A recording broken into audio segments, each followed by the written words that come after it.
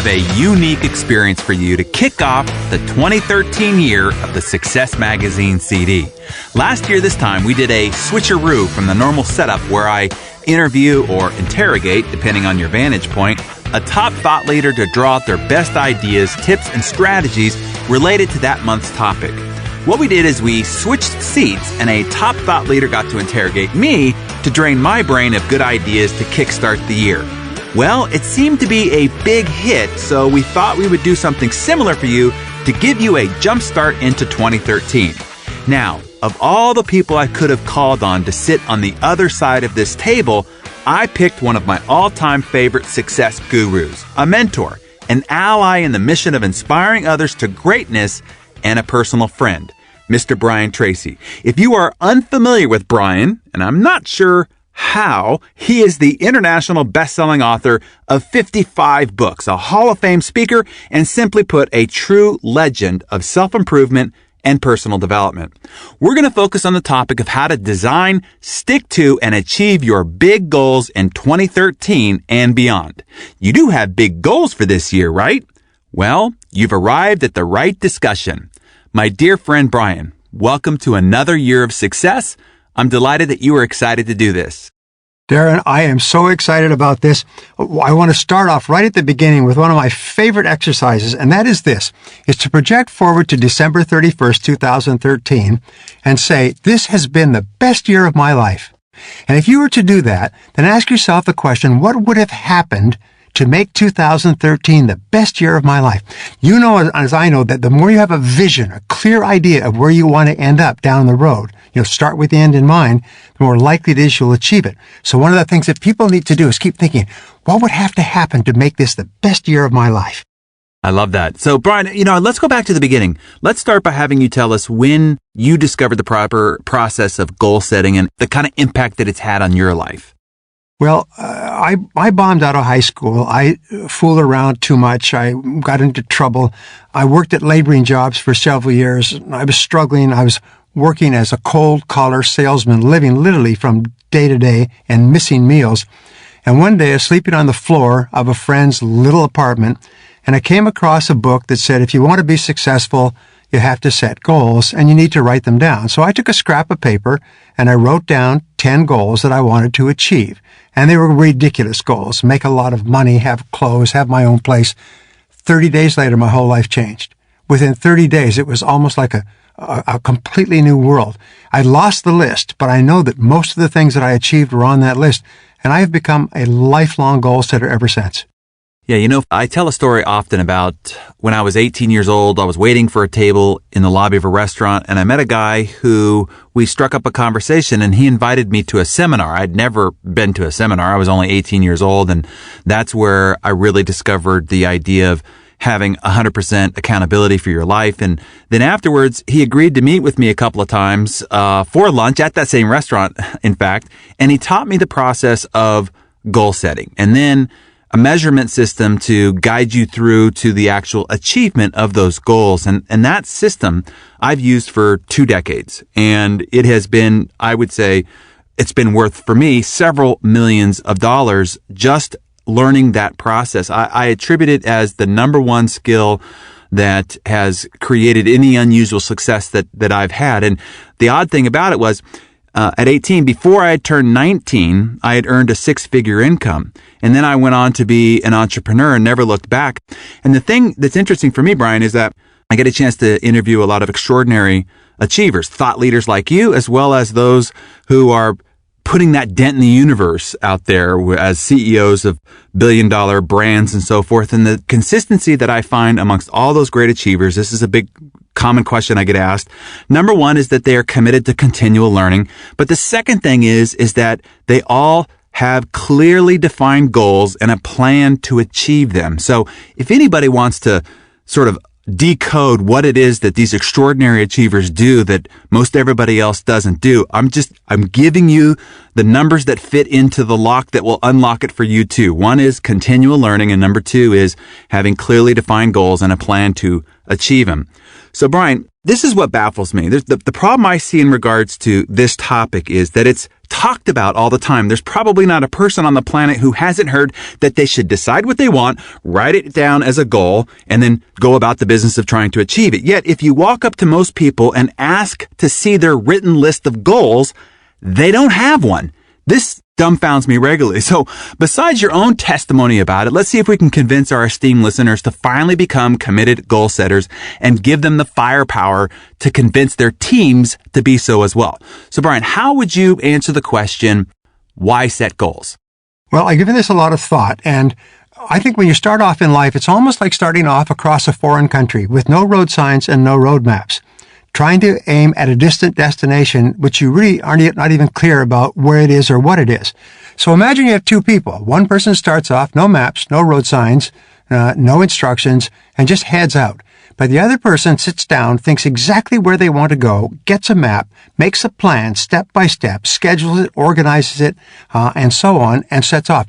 Which one is going to get to their goals faster? Mm-hmm. And here's my answer. I call it the 10 times factor, is that you'll achieve your goals 10 times faster and with greater probability if you're absolutely crystal clear about what it is you want and how to get there, as opposed to just driving around in circles, which is what most people do most of their lives. Yeah, I use the same analogy. I say, let's say I took a briefcase and I filled it with $1 million in cash, and I'll give you that briefcase if you can find it. What I'm going to do, here you and I are in San Diego, California, Brian, I'm going to drop it on the back porch of some house somewhere here in San Diego. How long might it take for you to find that briefcase? I mean, you might drive around for weeks, months, years, maybe all your life and still never find that one back porch. But how fast could you find it if I drew you a map?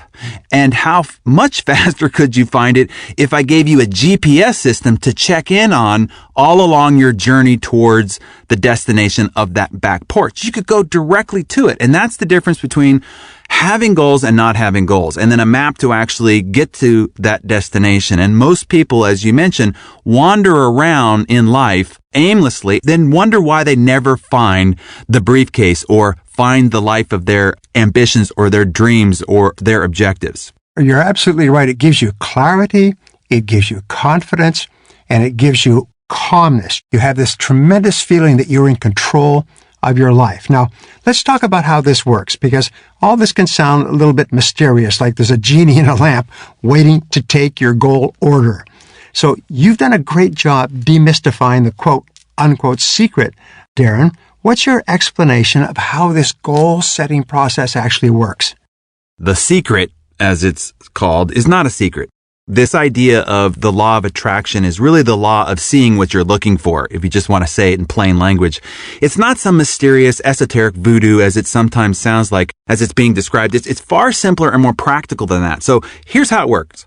You only see, experience, and get what you look for. If you don't know what to look for, you certainly won't get it. I could end there, but let me explain further so that our rational brain can finally say, okay, I get it.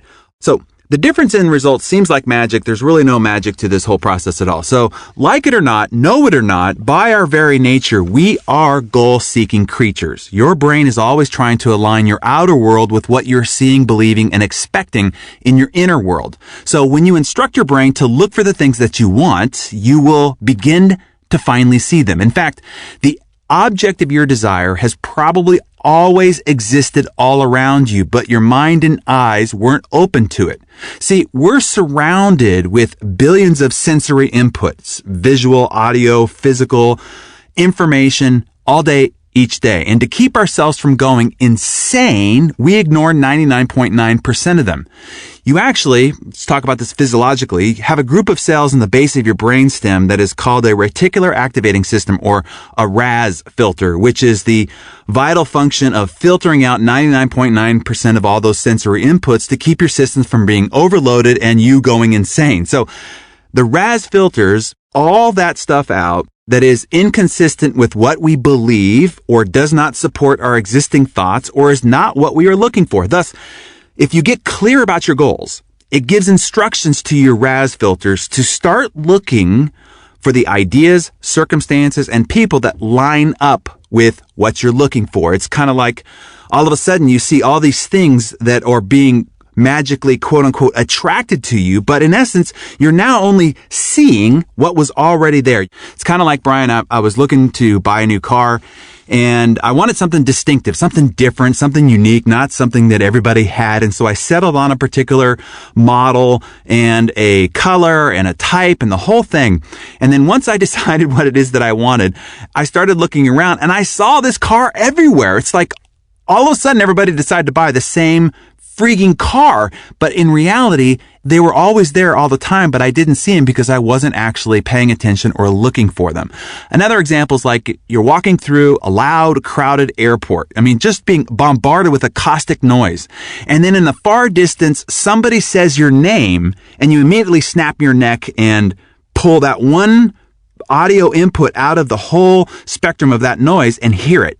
That's your RAS filters working. And so that's what happens when you decide what it is that you want. All of a sudden, you will start to see what seems like magic, the people, circumstances, ideas, and supporting information that you need in order to accomplish that. And so that's really kind of uncovering the mystery there and explaining how it works. So let me do this, Brian. Let's talk about some of the mistakes that people make in regards to our goal setting, or as I like to term it, goal achieving, as there's a big difference between the two. Let me discuss first off a few mistakes that I see. Here's number one.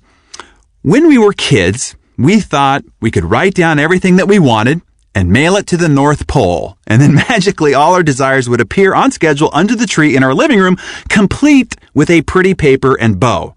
When we grew up, we realized there wasn't really a big roly-poly guy who flew around the world in a single night on a sled pulled by reindeer and squeezed down our chimney and delivered those presents. So we found out that a real person had to go out, sacrifice, earn money, march through the shopping malls, wrestle that stuff home, put it together, wrap it up, and place it under the tree. But Brian, I think many people still believe in Santa Claus because you simply cannot write down a list of wants on New Year's Day, stick it in a drawer for the rest of the year, and wait around for your life to change. You will need to design, stick to, measure, improve, sacrifice, stay committed to a diligent achievement plan, month by month, week by week, day by day, tested every hour of the day. And that's why I think extraordinary achievement is so rare. It's the work part that separates the men from the boys, the women from the girls, and the super achievers from the mediocre. So what do you see as some of the big mistakes people make in setting goals, Brian? I think one of the great obstacles I've seen is people think they already have goals. If you talk to an audience and you say, how many people here have goals? Everybody raises their hand. But they don't have goals. They have what I call wishes. They have delusions. They have fantasies. They say, I want to be happy and I want to be healthy. I want to be thin and I want to be rich and so on. But I say people in asylums under serious medication have these same fantasies and illusions. These are not goals. And what I found is that if people think they already have goals, they never bother to set any. And so that's the first thing. They think they already have goals, but they don't, because a goal is like a blueprint for a home. It's like a shopping list. It's something that's clear and specific and written down and organized that you can follow. I think another mistake that people make, Darren, is when they get excited about goals, and I've seen this over and over, I've spoken to maybe 5 million people in 60 countries now, is they set impossible goals at the beginning. They say, wow, this goal setting is great. I'm going to be a billionaire in 1 year. That's my goal. And I'll say, well, how much are you worth now? Well, I'm broke and in debt. I said, what kind of work do you do? Well, I'm unemployed. I just got fired for incompetence. I said, well, then why don't you try to be worth $1,000 in 1 year rather than $1 billion? Because if you set goals that are too far beyond your capacity, they actually act as demotivators, Darren. They actually kick the chair out from under you psychologically. You very soon quit and you say, this stuff doesn't work. So the starting point is to set a goal that causes you to stretch a little bit, but that's realistic and has about a 50% possibility of achievement. I want to add a couple of mistakes that I see as well that I had to learn over time because I was making these mistakes myself. And the first one is I always suggest that somebody, before they start deciding what it is that they want, instead of just focusing on what they lack, in other words, what they don't have, because again, your RAS filter will then start searching the world over to validate all that you don't have, is to start in gratitude. It's like take an inventory of what you already have that is incredible, that is wonderful, that is marvelous, that is abundant, that is joyful. And it changes the I will say radar system of your RAS filters to start in abundance, to start in gratitude, and then think on how can you layer on top of that. My wife is one of 7 from an immigrant family, and her mother always tells a story that what they would do before Christmas morning is they'd have to get all their toys out and lay them in the family room. In other words, take an inventory of all the great toys they already had, and then their parents would just add the 2 or 3 gifts on top of the pile, and it looked like they had all this enormous prosperity. But if all they had there were the 2 or 3 things, or what they didn't have, an empty family room, it would look like they lacked a lot. So start in gratitude, start with the abundance you already have. The other I want to suggest, Brian, is that when people start thinking about what it is that they want, they focus on only 1 or 2 areas of their life too deeply without considering the rest. They create this imbalance. And my other mentor, Mr. Jim Rohn, said, be careful what you give up in pursuit of what it is that you want. And it reminds me of a very poignant experience that I had. My dad had a really good friend who grew up in Arkansas in a farming town who was one of 9 children. And this man rose up from abject poverty to become incredibly wealthy. He ended up owning over 100 units of real estate and accumulated a staggering pile of cash. He was very vivacious and charismatic, and he saw business as a dog-eat-dog chess match with his financial statement serving as a scorecard.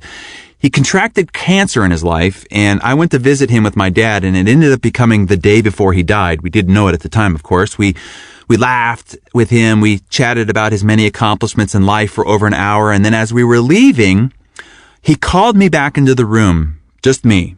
And when I approached his bed, he grabbed me by the arm and he said, "Don't miss the point like I did."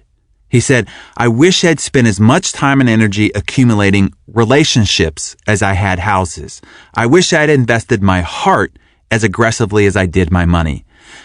Now do I only understand true wealth, and none of it appears on a balance sheet." So when it comes to figuring out what it is that you want, don't forget to include all areas of life that are important to you. So let's talk about the process of designing your goals, because the process is actually quite simple. However, I think that there are grave mistakes that people make in the design process that inhibit their ability to actually achieve these goals. So let's dispense a couple of more good failing vaccines before we move on. So I'll start with one and give you some time to think about it. This is a big epiphany that I discovered only over the last couple of few years. And that is, all my life since 18, I've set big, hairy, audacious goals. I had no problem with just going for the big goals, for what's seemingly impossible. And so these were all really business goals that were, tangible and measurable and so forth. So I'd set these big, giant business goals, and then I would try to figure out how to have a life around that, right? And I sat down with a mentor a couple of years ago, and he said, why don't you flip that? Instead, decide how you want to live, what kind of life you want to have, what kind of lifestyle you want to lead, and then figure out what kind of a business supports that. And that changed my life, because it was for the first time that I made my life the priority and the focus of my goal designing rather than my business, which actually was at great sacrifice to my life. So I just suggest that to those listening. When you decide to sit down and write your goals, decide first what kind of life and lifestyle you want to have. And then what are the goals for your business, monetarily, financially, professionally, what have you, that supports that life. That would be one of my great suggestions. How about you, Brian? Well, there's a couple of questions that I ask. I always say to my audience, I say, in 30 seconds or less, write down your 3 most important goals in life. Right now. 3 most important goals in life. It's called the quick list method. And what happens when you only have 30 seconds to answer that question is your answers will be as accurate as if you had 30 minutes or 3 hours. And almost invariably, I say, now, let me see if I can guess at what you wrote down. And they'll all smile and wait. I say you wrote down a relationship goal, a financial goal, and a health goal. And they'll all smile and laugh, and sometimes the audience will applaud, because those are the 3 critical goals in life: your relationships, your health, and your financial situation.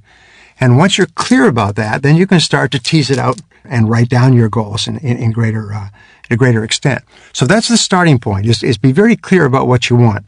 And this design process I teach over and over again is to decide what you want, Write it down. Make a plan to achieve it. Organize the plan and work on it every day. Simple as pie. Yeah, let me offer another failure vaccine in this process. And I discovered this after I interviewed Maria Shriver. And I remember asking her the question, of course, as publisher of Success, how do you define success? And she said, that was the big epiphany. She said, I used to define success in the eyes of my parents, in the eyes of my family, in the eyes of the American legacy. And she said, I finally discovered that I needed to define success for me.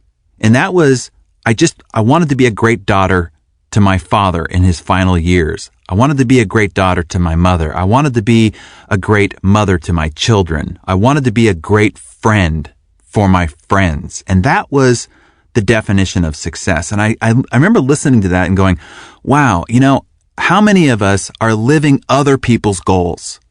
We're making our goals their goals, based on what they think we should be doing, and we're still trying to live to their desires for us rather than what truly makes our heart sing and what truly makes us feel fulfilled and what's soulful fulfilling to us. So I just suggest that other people consider that as well. Are these your goals or are they somebody else's goals? Be sure that they are completely your goals.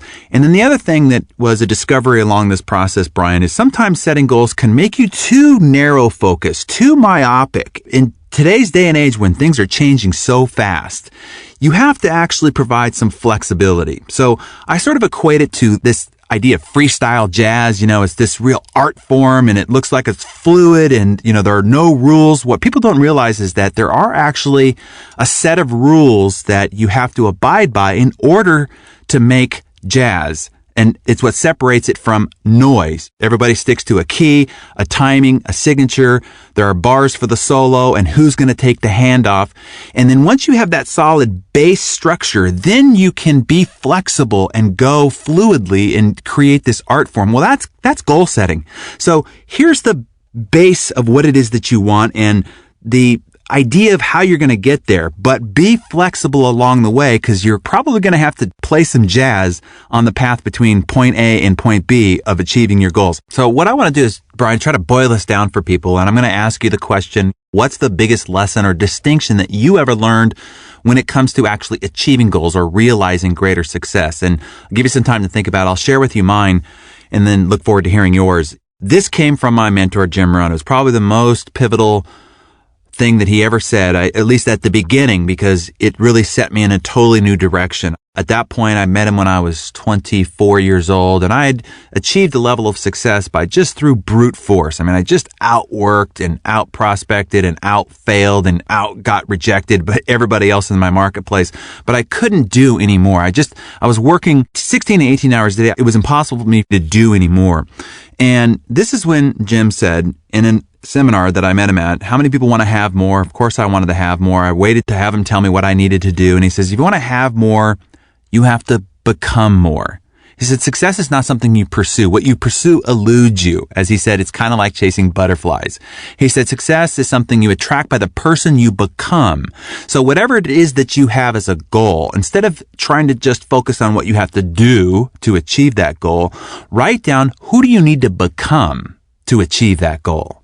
So if you want to have greater intimacy in your relationship, who do you need to become to have greater intimacy in your relationship? If you want to be a better leader for your company or your community, who do you need to become to achieve that goal? If you want to grow your business 2 or 3x, you want to make more money, you want to become worth more money even, who do you need to become in order to achieve that goal? That was pivotal for me. And it's when you start to look at the world at large, you see people who win the lottery, 10 million, 50 million, $100 million, and 3 years later, they're back to being broke. Or people who go on these big crash diets and they lose all this weight, and then you check back in 6 months later and they've gained all the weight back and then some. Why is that?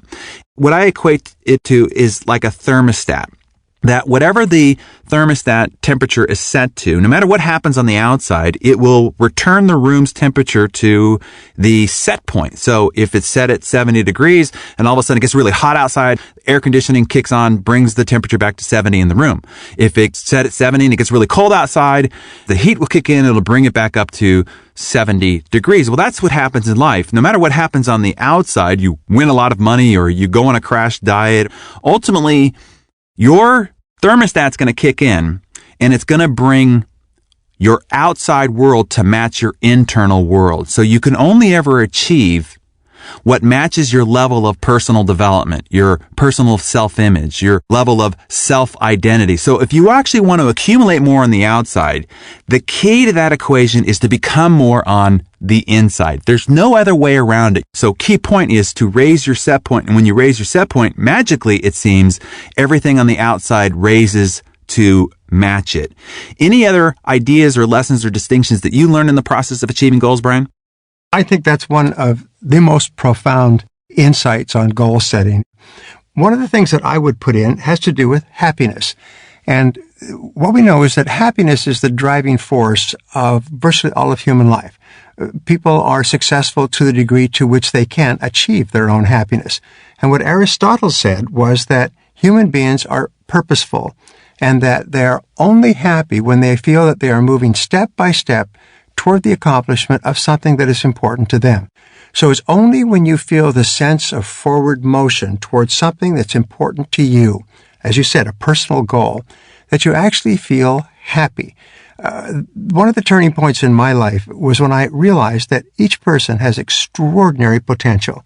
My friend Dennis Waitley says that you could not use your whole potential if you had 100 lifetimes, and that the way that you unlock all of this potential is by having big, clear, exciting goals and then moving toward them step by step each day.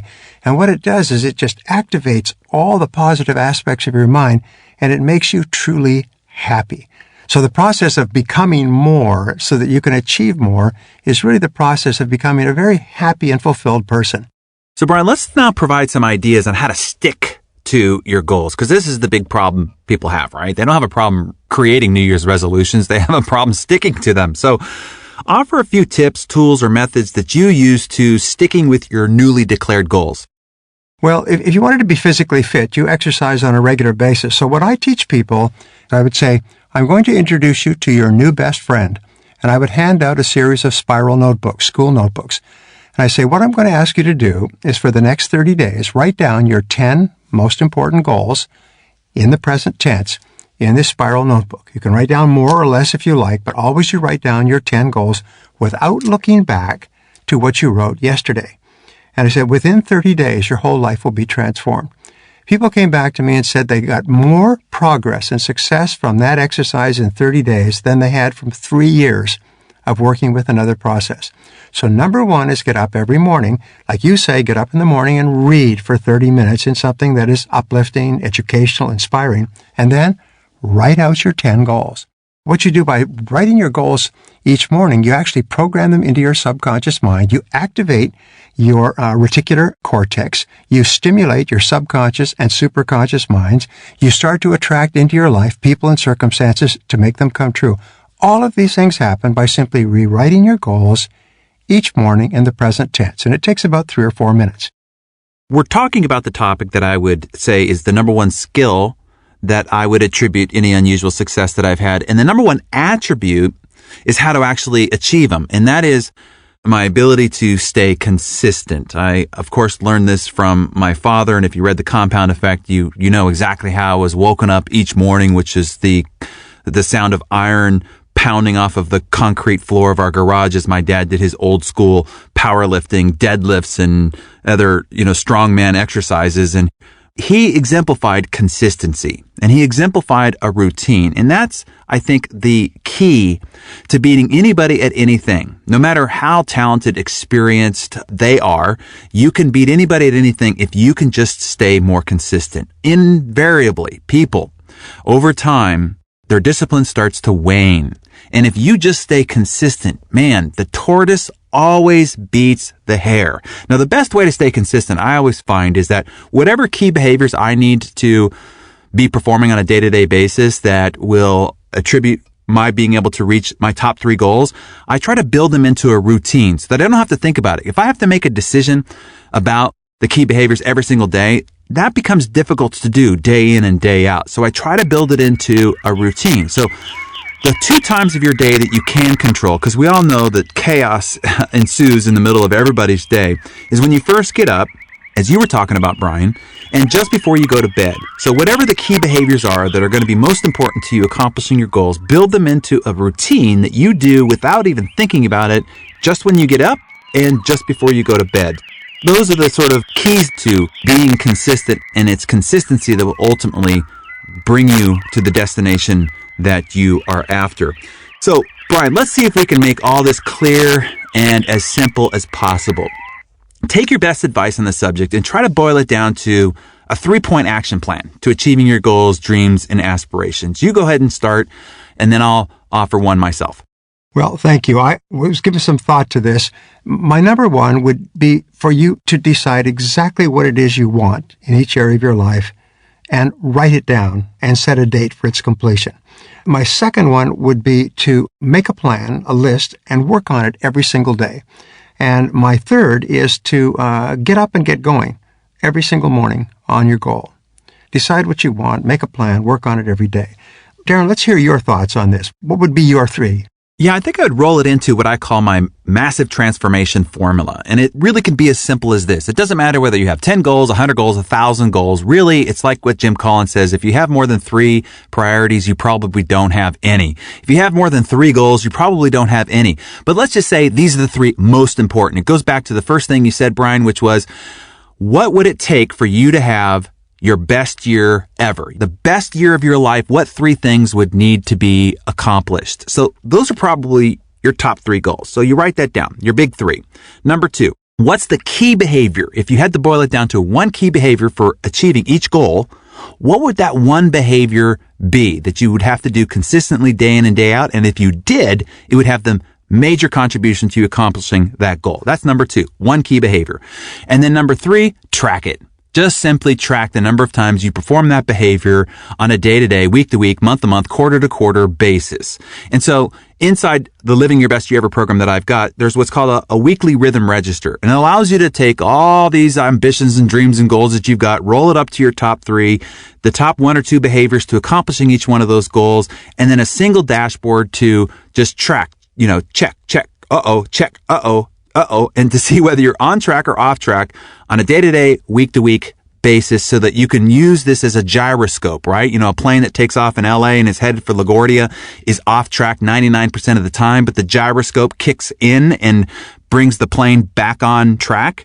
But if it didn't, it'd probably end up 150 miles off course. Well, that's what most people's lives are like, is that they set a destination on the tarmac on point A, and then they don't check in. And they end up 150 miles off course and wonder why.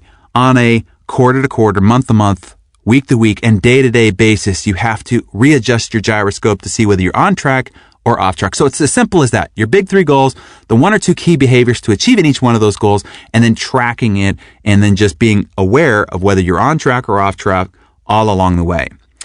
So, Mr. Brian Tracy, this has been a delight. I'm just delighted to be able to take a guy that has contributed so much to my goal-achieving discipline and acumen to be able to have this lively discussion with you, and you and I trade ideas back and forth, and as a result of that, all of our listeners being impacted, and hopefully you and I will have made a great contribution to hundreds, if not hundreds of thousands, if not maybe millions of people going out and achieving their seemingly impossible goals in 2013. Thanks for sharing your time and your great ideas with us here at Success, Brian.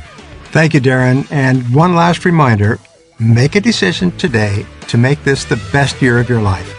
And then write it down, make a plan, and work on it every single day. Fantastic. Thank you once again.